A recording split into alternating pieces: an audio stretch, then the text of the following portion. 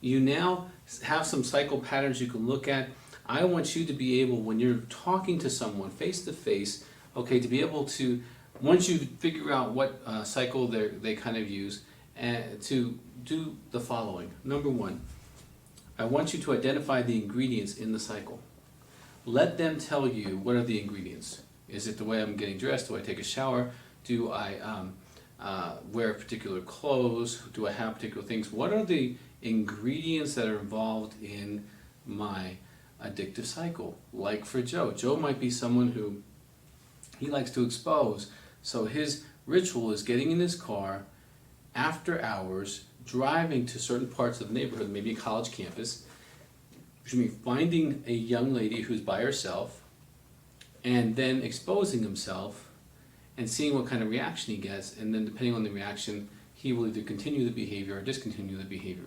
Okay, so we know for Joe, he's got to get in his car after a certain time.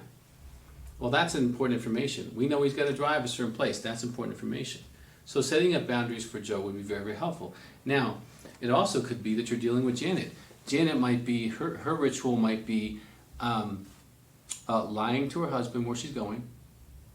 That's number one. Number two, going to a certain location, maybe a certain bar, a certain hangout, or she hooks up on the internet, meeting that person, acting out with that person, and then having some ritual afterwards of covering it up or making up whatever story she needs to justify her time.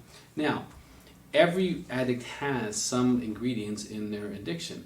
You finding the ingredients can help them actually put together the cycle for you. Okay? Because here's the ingredients, here's what it looks like. Oh, okay, so here's where you go to your altered state, or here's how you start acting in, here's where you start escalating. Are these established rituals? Has this been a way you've done this for 15 years? Are these a small pattern of behavior? Okay, good, we have a language now. This is your ritual, okay? This is your established pattern. Whatever you want to do, you need to establish the ingredients in the cycle.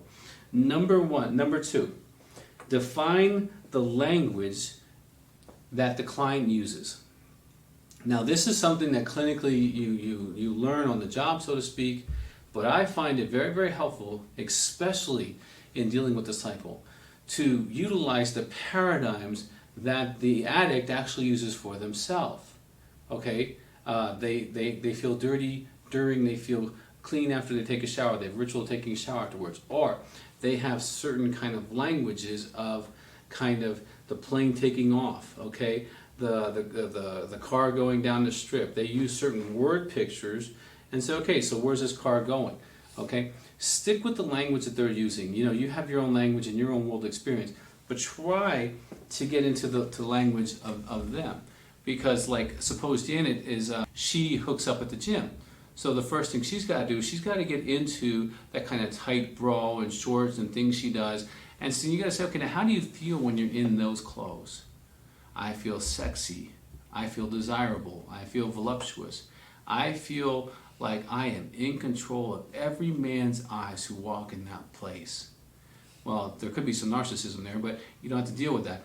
You say, okay, so you're wanting to be beheld, you're wanting to be looked at. Okay, so using her language of you're wanting to be looked at, you want all eyes on you. Where else does that happen for you?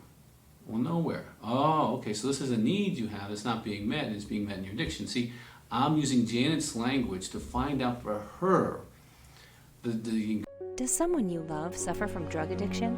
Accidental drug overdoses are the #1 cause of unnatural deaths. Don't wait until it's too late. Call our 24/7 helpline at 1-800-648-6734. A caring addiction specialist is awaiting your call.